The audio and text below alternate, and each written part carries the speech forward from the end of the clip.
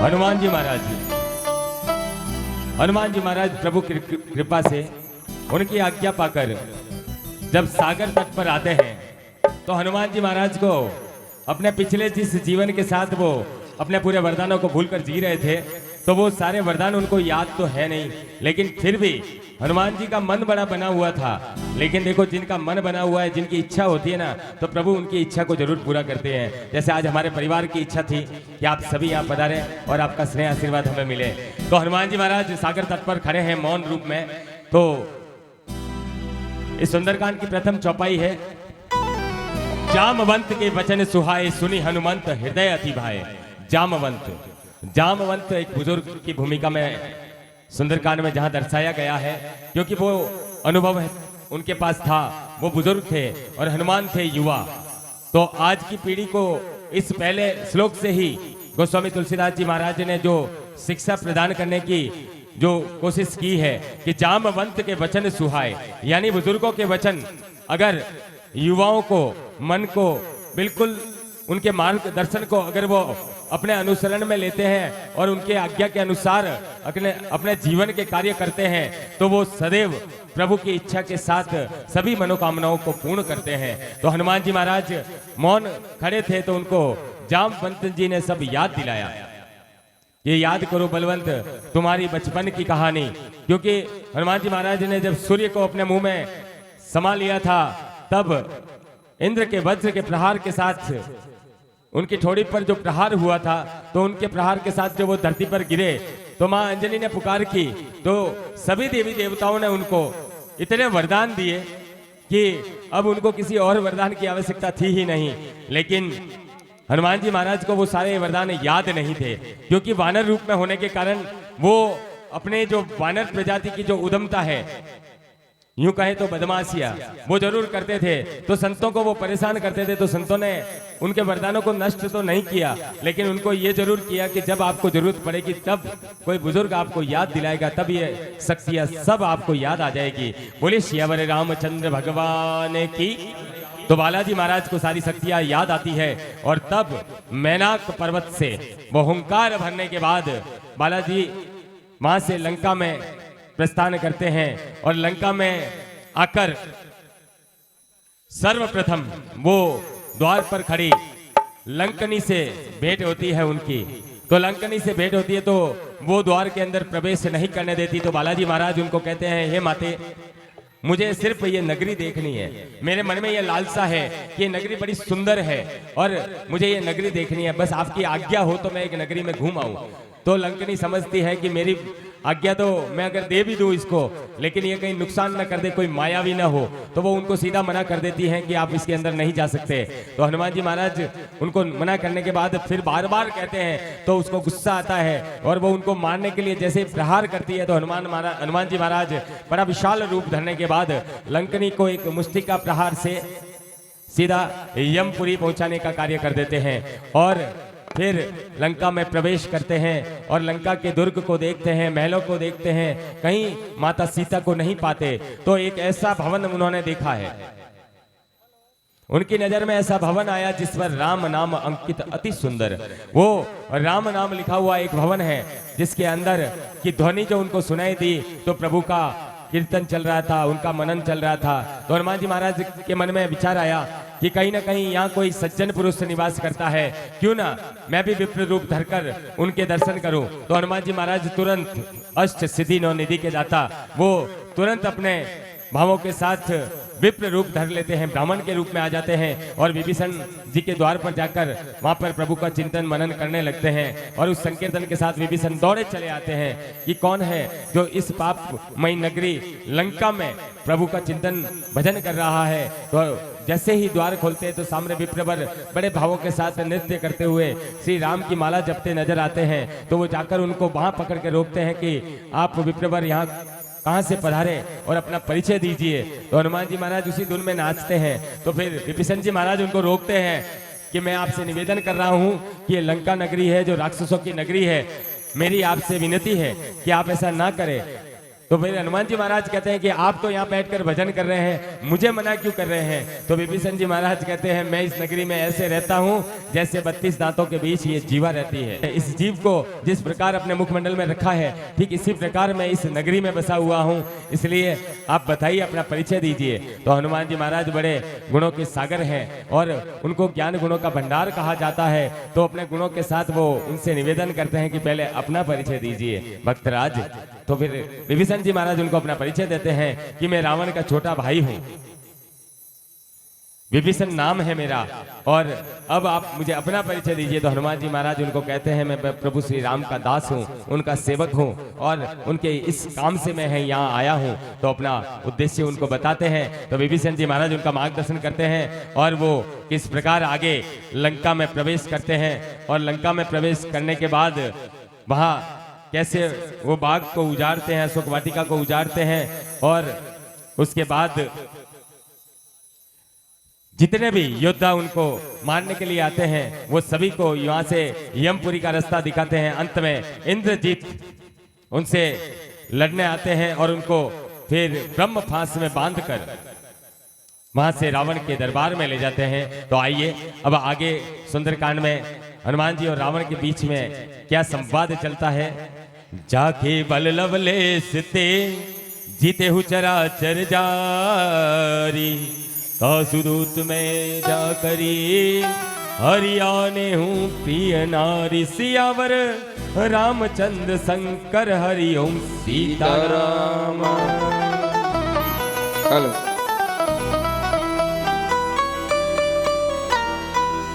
अरे राम राम जपो चले आएंगे बालाजी, राम राम जपो चले आएंगे बालाजी, आएंगे बालाजी चले आएंगे बालाजी, आएंगे बालाजी चले आएंगे बालाजी। बोलो राम राम जय हो। राम राम जपो चले आएंगे बालाजी, राम राम जपो चले आएंगे बालाजी।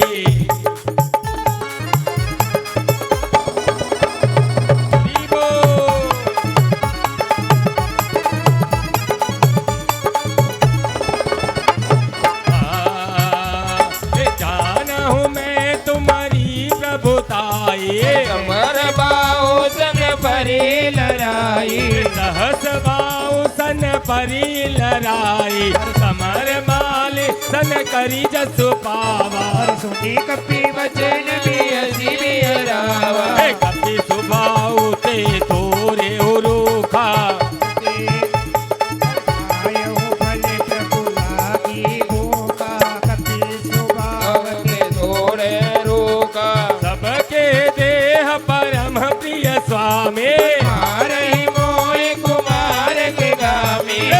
मोहि मारा ते मैं मारे, परवाने तनय तुम्हारे, मोहि नमस बांधे कहीं लाजा, जय निज प्रभु कर काजा, विनती करई जोरी कर रावण, माने तजी मोर सिखावन, देखऊं तुम निज कुल ही विचारी, प्रमद जी बजऊ भगत भयारी, जाके डर अति काल डराए, जो सुर असुर चराचर खाए, दासु बयोरी कब हो नहीं कीजे, और कहे जानकी दीजे, मंगल भवन अमंगल हारे, दशरथ अजर बिहारी, गणत पाल रघुनायक, करुणा सिंधु खर सिया राम, गए शरण प्रभु राखिए,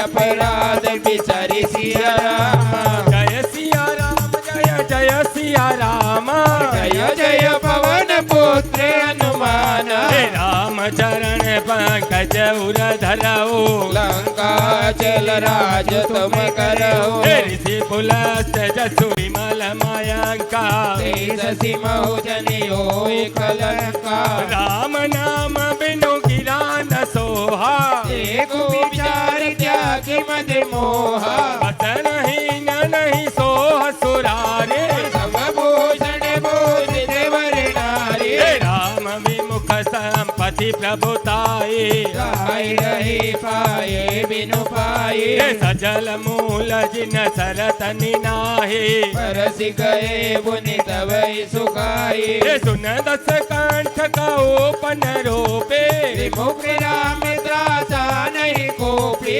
शंकर सहज विष्णु अजतो हे सकई निराकिरा करे दोई हे मंगल भवन न मंगल हारी प्रभु सुदशरथ अजर बिहारी हे मोह मूल बहु सूल प्रदा जागहु तम अभिमान सिया राम भजऊ राम रघुनायक कृपा सिंधु भगवान सिया राम जय सिया राम जय जय सिया राम जय जय पवन पुत्र हनुमान हे जदपि कहे कपि अति हितबानी भक्ति विवेक विरति नहीं सानी हे भोला विहसी महाभिमानी लीला हमें कबीर ज्ञानी मृत्यु निकट आई खल तो ही आगे अधम सिखावन मोहे उल्टा हो यह का हनुमाना अति भ्रम तोर प्रकट में जाना हे सुनी कपि वचन बहुत किसियाना देखने हरव मोड़ करे प्राण बोलो सुनत निशाचर मारन धाये जीवन सहित विभीषण आए नाय शेष करि विनय बहुता नीति विरोध न मारहु दूता हे आनंद कछु करई गोसाई नहीं कहा मात्र न बल भाई हे सुनहि विहसी बोला दस कंधर अंग भंग करे पटहु बंदर मंगल भवन अमंगल हारे प्रभु सुदशरथ अजर बिहारी हे कपि के ममता पूछ परा सबई कहु समुझाई सिया राम तेल मोरी पट बांध पुनी पावक देह लगाए सिया राम पूछ ही नवानर तह जाए तब सन निज नाथ लहे आई जिनके कीन सी बहुत बढ़ाए देखहु मैं तिनके प्रभुताई हे वचन सुनत कपि मन मुस्काना भयो सहाय साधन में जाना हे जातु दान सुनी रावण वचना लागे रचे मोड़ सोई रचना हे रहान नगर बसत गत तेला पाड़ी पूछ किन कभी अकेला हे कौतुक कह आए पुरवासी मारहि चरण करहि बहुआसी हे बाजहि ढोल दे सब तारे नगर फेरि पुनि बोझ प्रजारे हे पावक जरत देखी हनुमंता भयो परमल गुरु तुरंता हे निबुक चढ़े कपि कनक अटारी भय समेत निचाचर नारे हे मंगल भवन अमंगल हारी सबहु सुदशरथ अजर बिहारी हे हरि प्रेरित तेहि अवसर चले मरुते उन चत सिया राम हे अट्टहास करि कर जग पिए बड़ी लागे आकाश सिया राम जय सिया राम जय जय सिया राम जय जय पवन पुत्र हनुमाना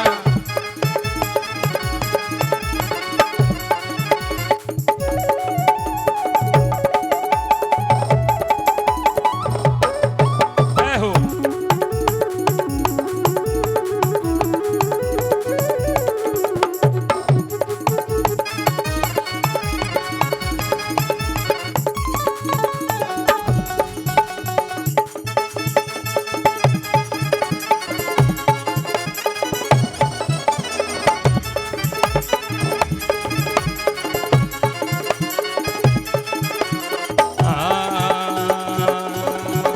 हे देह विशाल परम हरु आए मंदिर चढ़ जाए हे धरई नगर भालोग बिहाला झपट लपट बहु कोटि कराला चढ़ गया तेल सिंदूर सिमरो बजरंग ने बोलो चढ़ गया तेल सिंदूर सिमरो बजरंग ए बजरंग बाला फेरू थोड़ी माला साला सरे हनुमान सिमरो बजरंग ने बोलो मेदीपुरे हनुमान सिमरो बजरंग ने हे तात मात हा सुनाई पुकारा ए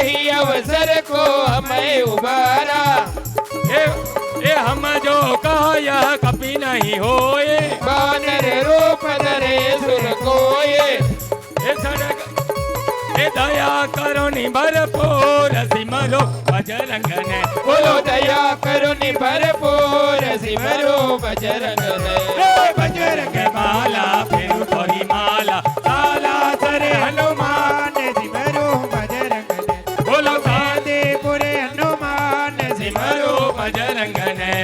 साधु अवज्ञा कर भलो ऐसा धराए नगर आनंद कर जैसा। तारा नगर में से एक माहे एक विवेचन कर ग्रह लाए। विद्या देवो नि भरपूर सिमरो बजरंग ने। बोलो विद्या देवो नि भरपूर सिमरो बजरंग ने। बजरंग माला फेरू तोरी माला साला सरे हनुमान सिमरो बजरंग ने। बोलो बाला सुर हनुमान सिमरो बजरंग ने। कर दूत अनल जेहि सिरजा करान सोते ही कारण गिरिजा। उलटी पलटी लंका सब जारे पूरी बड़ा पुन सेंधु मजारे। कर दिया चकना चोर सिमरो बजरंग ने। बोलो कर दिया चकना चोर सिमरो बजरंग ने। बजरंग माला फिर थारी माला साला सर हनुमान सिमरो बजरंग ने। बोलो मेदीपुर हनुमान सिमरो बजरंग ने। सिमरो बजरंग ने। बोली सियावर रामचंद्र भगवान की। जाहो बोली सालासर धाम की। जाहो। पूछ बुझाई खोई श्रमा धरी लघु रूप बहोरी। जनक सुता के आगे ठाड़ भयो कर जोड़ी। सियावर रामचंद्र शंकर हरिओम सीताराम।